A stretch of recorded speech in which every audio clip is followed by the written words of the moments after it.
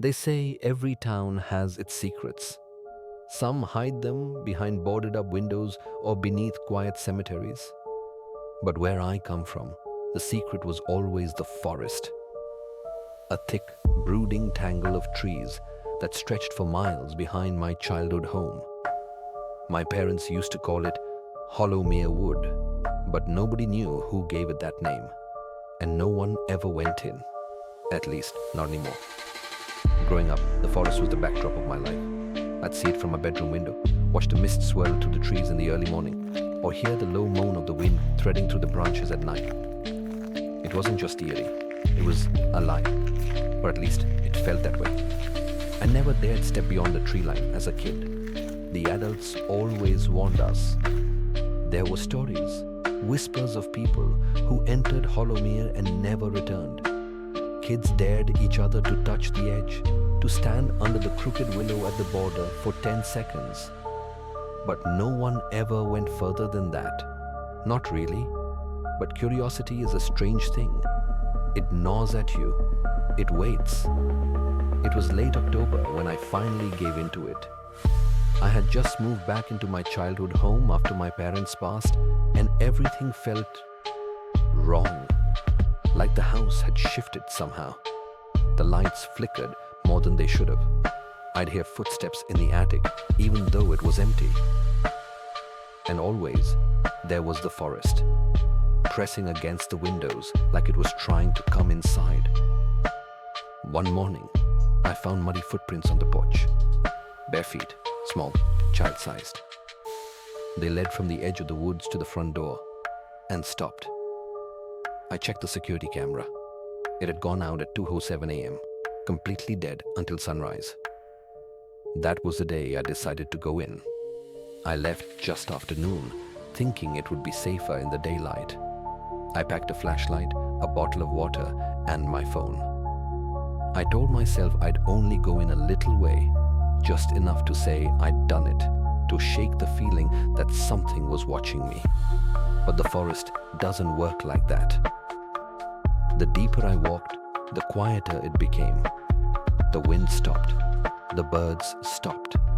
Even the crunch of leaves beneath my boots sounded muffled, like the ground was swallowing the sound. I turned to look back, but the path was gone, completely vanished. Just trees, rows and rows of them, stretching endlessly in every direction. Panic crept in, but I kept walking. I don't know why. It was like something was pulling me forward. The air grew colder. I started seeing things, faces in the bark, shapes moving just out of sight. My flashlight flickered even though the batteries were new. Then, I found the first totem.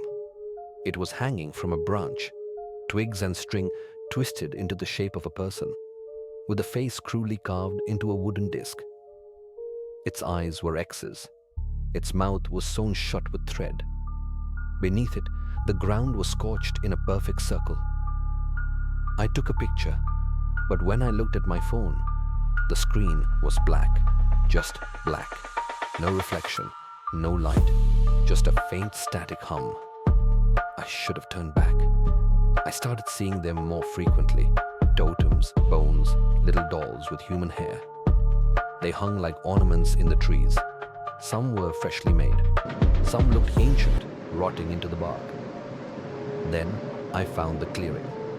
It was a perfect circle, maybe 30 feet across.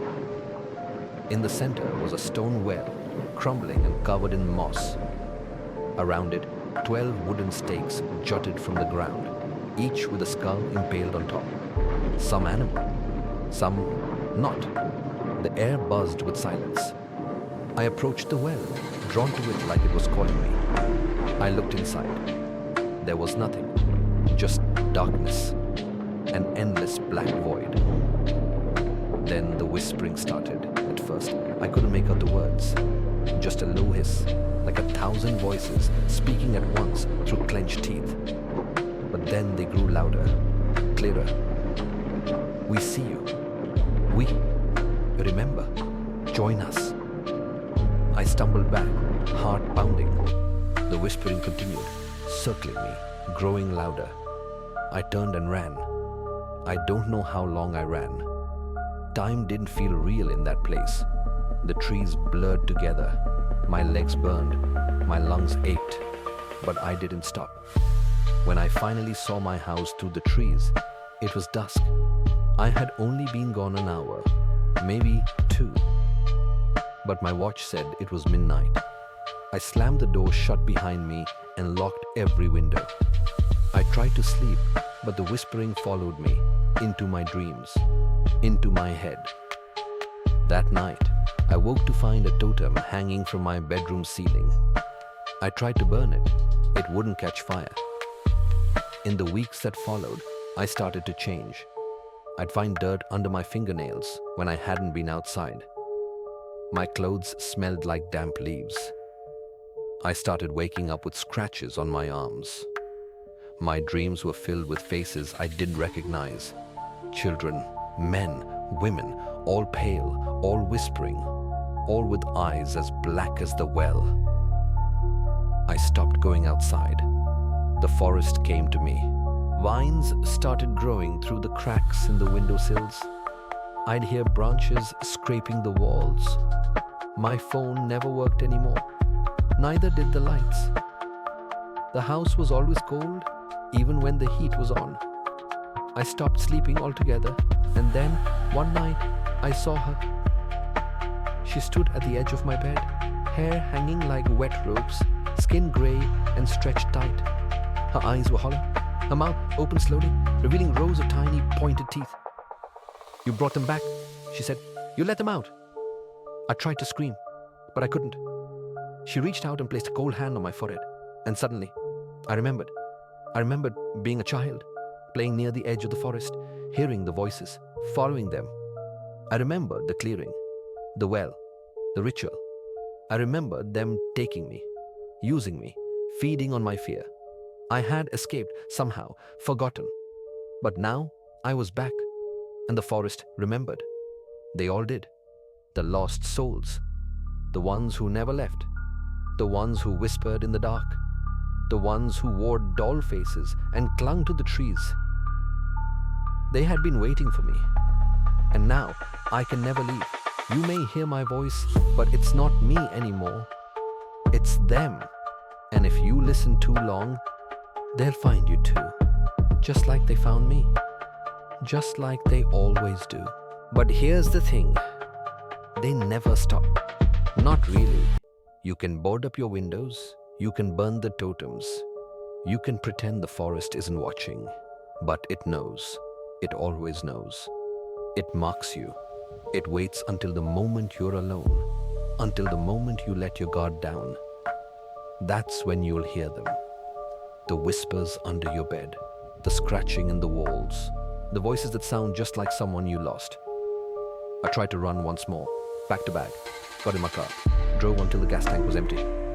I stopped at a motel off the highway, miles from home. I thought I was safe. That night, I found a twig totem tied to the motel door handle. When I opened it, the room was filled with fog. And standing there in the corner was the girl with the hollow eyes. The one who remembered me. She didn't speak this time. She just pointed. And behind her, the shadows twisted and came alive. Now I know. The forest isn't just behind my house. It's behind every place I go. It's inside me. Hollowmere isn't a location. It's a curse. A hunger. A tether between the living and the forgotten. I'm not telling you this to scare you. I'm telling you this because you listened. Because something in you was curious too. You stayed until the end. And now you're part of it. Tonight, when the clock strikes 3:07 a.m., listen closely. The trees outside your window might not look the same. The wind might carry voices that know your name. And if you hear a knock at your door, don't open it, no matter how much it begs. Because once you let them in, they never leave, just like they never left me.